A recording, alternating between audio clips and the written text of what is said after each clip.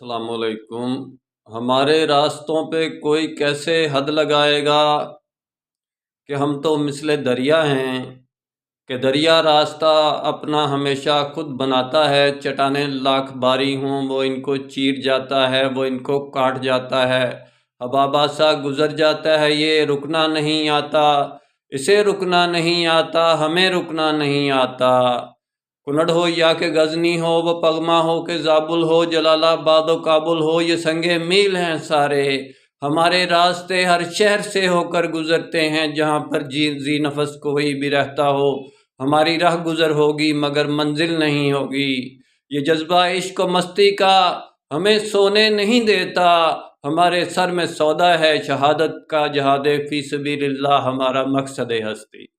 یہ اس وقت کی باتیں ہیں، نظمیں ہیں، ہم پڑھتے تھے جب بڑے یعنی کہ ذہن باغی تھا کہ دنیا پر انقلاب لے آئیں گے جہاد کے ذریعے یا اس طرح کر کے۔ تو بعد میں قرآن سے پھر ڈائریکشن قرآن امام سے جب لی تو پتہ چلا کہ یہ تو سارا فساد فی الارض ہو رہا ہے، جہاد نہیں ہے۔